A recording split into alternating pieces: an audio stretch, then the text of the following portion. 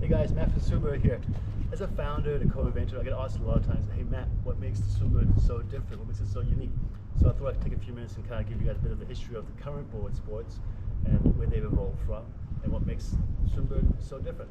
So right here I have your traditional kickboard. We've all used them before. I used them as a kid. You know, you put it in front of you, kick your legs as fast as you can. It's great teaching you how to kick your legs, but it's not really teaching you how to swim. You're not really rotating or doing any other things.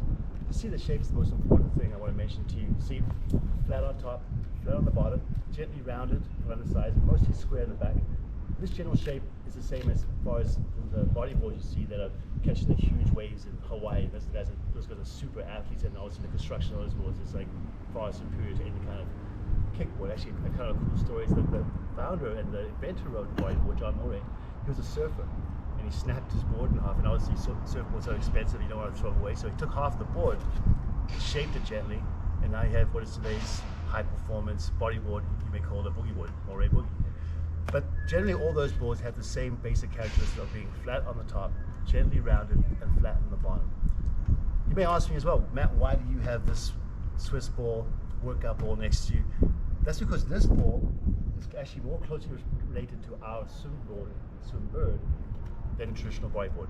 While we live in the same family, the actual mechanics and design of this board is closer to a Swiss board. And I'll tell you what, you've all seen these in your gym. You probably have them in your basement gyms, in your apartments, wherever. I was a rugby player for a long time, and I wasn't professional, but a lot of guys on my team were, played for the Canadian national team, and they use these in their workouts every single day, because this is one of the best pieces of equipment to develop core strength. And I'll tell you why it's similar to SWMBRD. When you're on the ball here, it's really working your core. The core is moving you back and forth while your legs are braced. Your arms are free.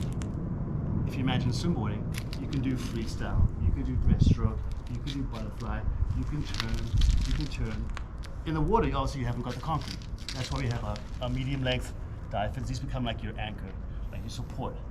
But you can see, when I bring up how, if you imagine this ball cut in half, how closely that resembles the SWMBRD. So when you get on your board, I want you to imagine that you're just doing what I just did on the floor. This is your ball. The board is cut in half. The ball's cut in half. Imagine it's stretched out. So this part is basically what you're seeing here. So when you get on your board, obviously it's hard to explain when I'm in dry land.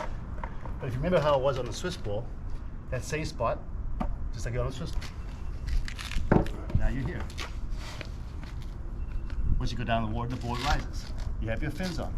Now you can move the board up, down, to the side. Your hands are free. Butterfly, freestyle, breaststroke, or you can just chill. So as you can say, well, we're part of the proud bodyboard family, all the great traditions of bodyboarding.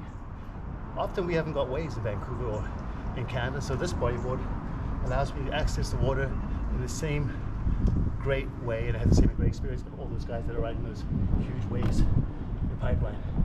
Anyway, that's a bit of an explanation on the SWMBRD and its design. See you on the water.